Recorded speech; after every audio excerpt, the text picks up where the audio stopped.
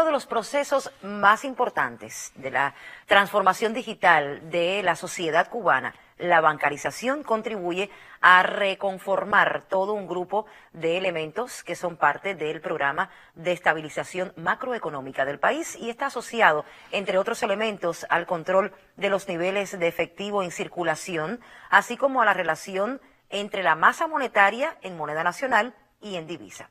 Si bien es posible entonces hablar de avances en su implementación, continúan siendo insuficientes las acciones que se llevan a cabo y a su vez el control ejercido sobre ellas. Para conversar a propósito sobre este tema, dialogamos entonces con Julio Pérez Álvarez, quien es director general de operaciones y sistema de pago. Bienvenido, Julio, a nuestra revista. Gracias, Yanela, por permitirnos participar en esta importante información que queremos brindar al año de haberse implementado la resolución 111 para ti. Un saludo para todo el equipo de la revista, también a los televidentes y radiovidentes que nos están escuchando y viendo. Muchas personas que están al tanto de este tema, ¿cierto? Julio, ¿por qué hace un año comenzó a apostar entonces con más énfasis el proceso de bancarización? Bueno, hay que recordar, Yanela, y bueno, todos quienes nos ven y nos escuchan, que no es algo que comenzó hace un año. Yo creo que el proceso de bancarización ya en nuestro país de finales de los años 90 ya implementaba procesos que eran importantes para agilizar y para dinamizar todo lo que es las operaciones de los clientes, fundamentalmente con los negocios, fundamentalmente con los comercios.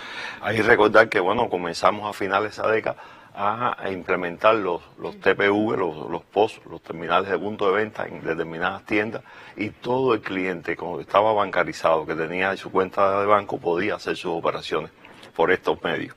Después surge, bueno, ya en el inicio de los años 2000, incluso los primeros pueden ser antes, un poquito antes, tenemos que se implementan y se instalan los primeros cajeros automáticos en el país. A partir de ese momento también se transformó y se generalizó el uso de las tarjetas, el uso de todas las operaciones a través de los canales, y muy próximo a esa fecha se implementa cada banco, los tres bancos principales del sistema bancario que tienen operaciones con los clientes, comienzan a implementar y ya se hace real el uso de la banca telefónica. Así, lo otro paso también importante en esta función.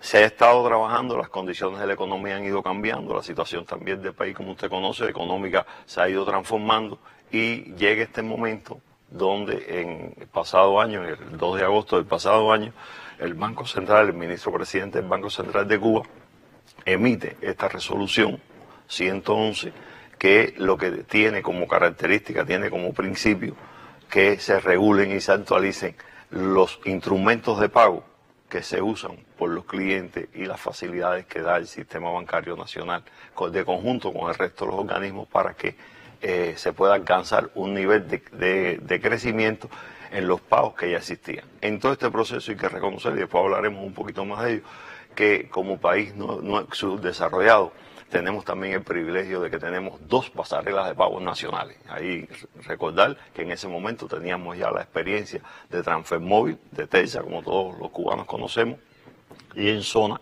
que es otra plataforma también que brinda servicio, incluso con iguales condiciones de esta subordinada a CETIC, y con iguales condiciones que el resto, la otra pasarela. Es un privilegio, digo, pues no todos los países pueden tener dos plataformas como esta que se integran a todos los sistemas propiamente de cobros y pagos que pueden existir en el país, y además brinden servicios adicionales en facilidad del cliente. Julio, ¿cómo y de qué manera pues se ha intencionado este proceso de bancarización en nuestro país? Bueno, este es un proceso que cuando se establecieron las bases el pasado año, hay que decir que siempre se diseñó bajo el principio de la gradualidad.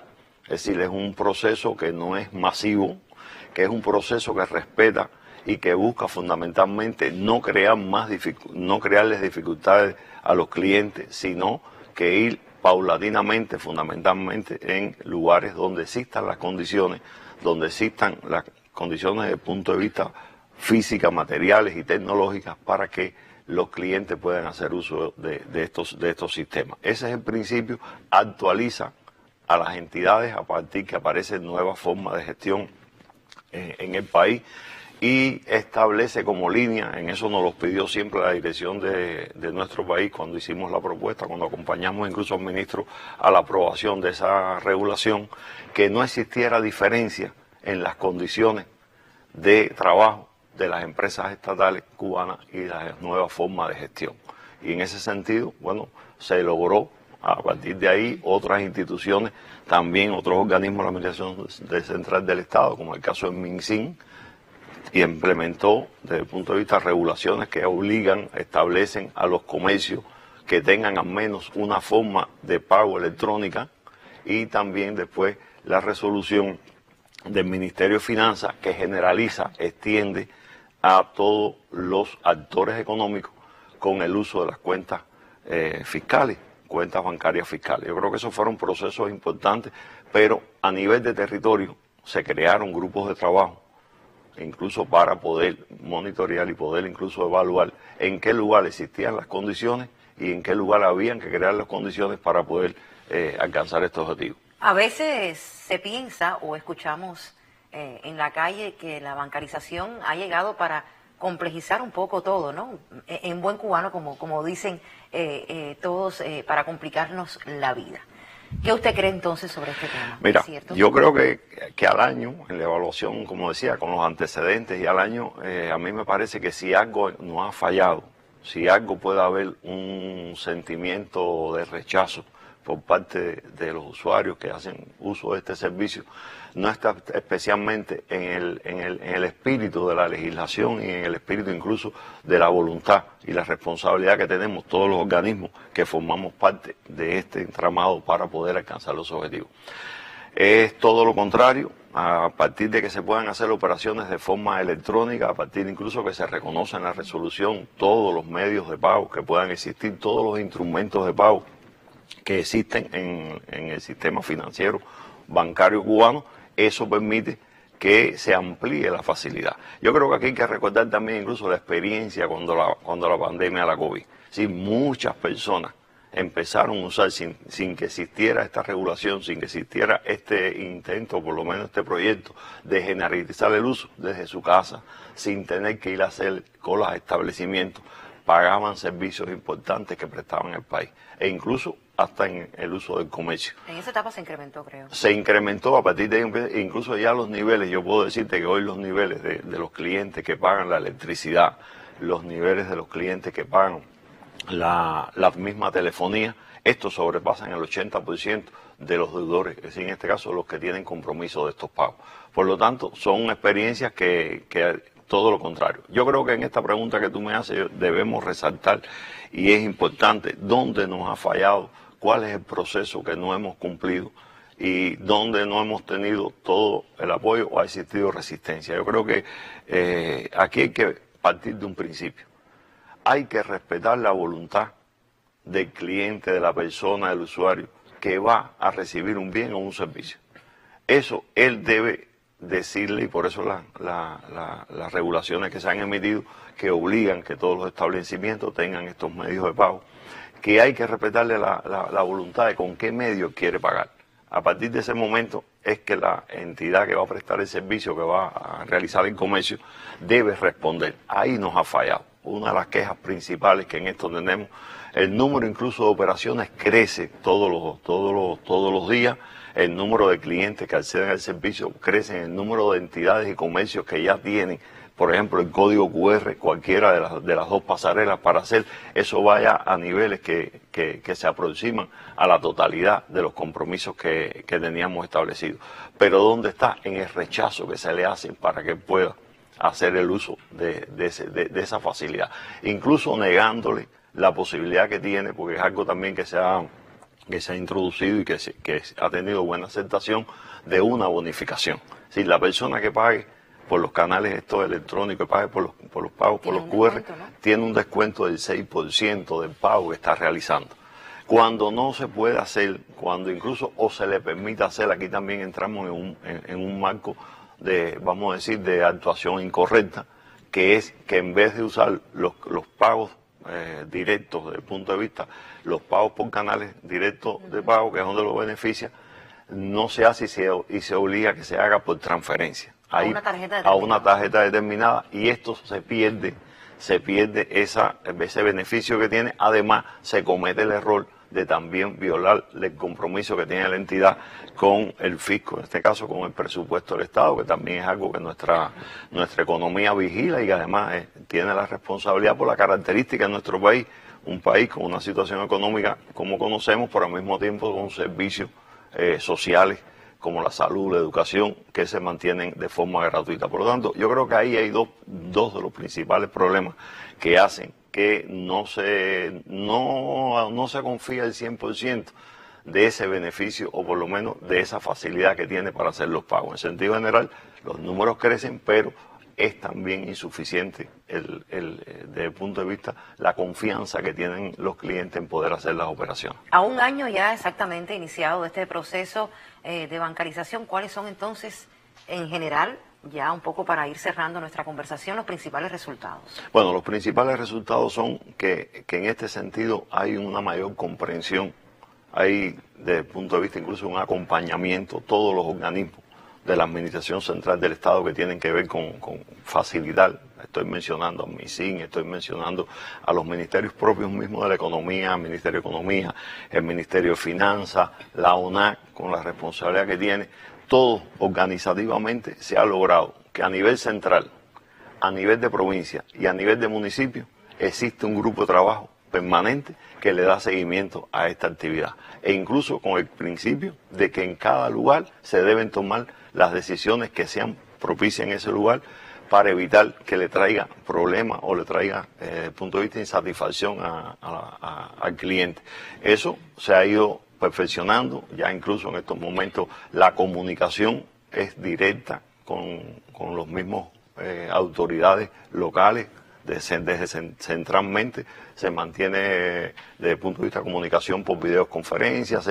Yo creo que eso es un paso importante que ahí hemos logrado. El número de operaciones crece, el nivel de operaciones, incluso existiendo esa misma insatisfacción, porque a veces se le dice al cliente, no, la cuenta está llena, ya no tengo permiso para poder depositar más, lo cual sabemos que no es correcto. Por lo tanto, ahí el nivel de información también hay que reconocer que no ha prestado, y desde el punto de vista del apoyo que hemos tenido de todo el sistema de comunicación.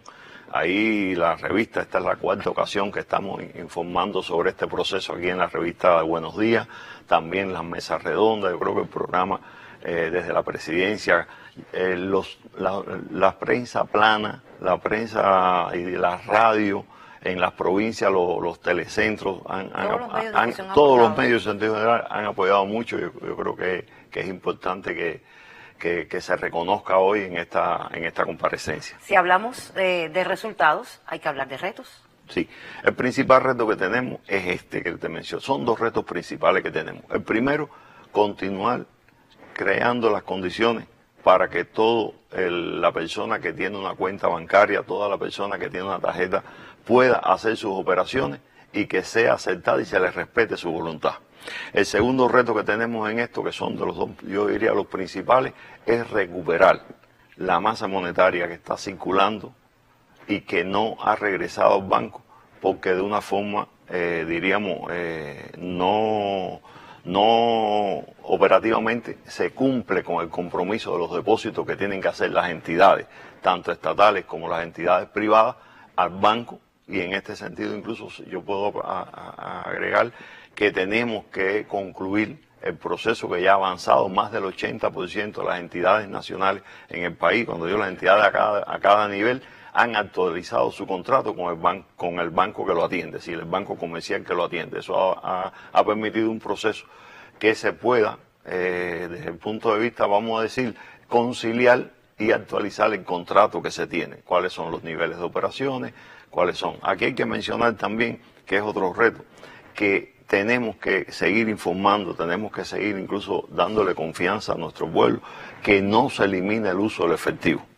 Para nada. La resolución, todas las resoluciones mantienen el uso del efectivo. Yo creo que aquí algo también que debemos mencionar, tenemos insatisfacción porque en realidad también la población aprecia en la logística del efectivo, están presentes los mismos problemas que hoy enfrenta la economía nacional.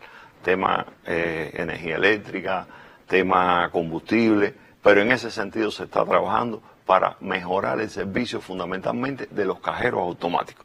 Hoy es un reto para nosotros que se mejore el servicio de los cajeros automáticos por la persona que bancarizamos y después se ve como perdido, no tiene dónde poder hacer la operación, lo identificamos como una de las cuestiones principales.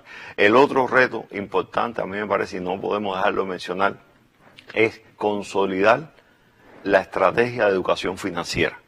Cuba ha establecido, incluso con el acompañamiento de las escuelas, de las universidades, un proceso de consolidar el conocimiento que sobre la finanza, las economías, nuestro pueblo, nuestras empresas tiene. Aquí hay que decir que hay un proceso en todo este año de capacitación al 100% de las empresas estatales, al 100% de los actores económicos, pero no es suficiente.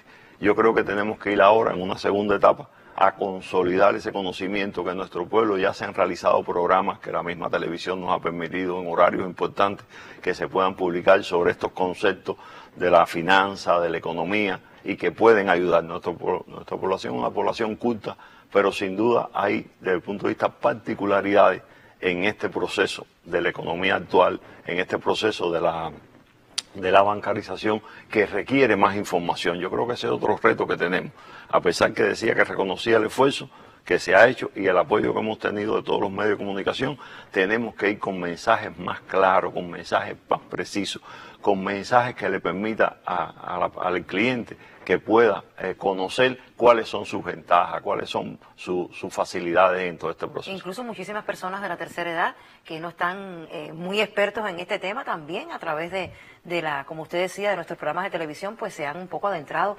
en este mundo acorde con cómo va. Claro, aquí hay que aprovechar, Yanela, y yo creo que no voy a dejar de mencionarlo, aquí hay que aprovechar que desde, como mencioné, desde finales de la década del 90 y ya a principio consolidado en los primeros años del 2000, el nivel de bancarización, pero desde el punto de vista de domiciliación, de que todos los, por ejemplo en La Habana, el 90% del habanero tiene su cuenta domiciliada, es decir, tiene su tarjeta para pagar, y así se ha ido extendiendo fundamentalmente a los principales cabeceras de provincia, y eso ha permitido que ya cuando usted se jubila, ya usted tiene experiencia, tiene práctica. Es decir, yo reconozco, como usted decía, que son también retos, ¿no? Está el que no pasó por esa oportunidad, pero incluso hasta nuestros jubilados. Les cuesta un poquito más de trabajo, pero lo van cogiendo. Pero ya en el nivel de operaciones que hacen, incluso lo exigen. Yo creo que aquí no mencioné, y va a estar presente también en esta entrevista, el Joven Club, también la Asociación de Informáticos de Cuba, la Asociación de Economistas, todas las organizaciones de base, toda la central de trabajadores está también participando con nosotros en este proceso. Sin duda, nosotros debemos rendir cuentas a la Comisión Económica de la Asamblea Nacional en diciembre y debemos llegar con nuevos retos enfocados en estas deficiencias que hemos tenido. Yo le agradezco muchísimo todo a nombre del equipo de trabajo su comparecencia y acompañamiento aquí en nuestra revista a usted y a nuestra audiencia, pues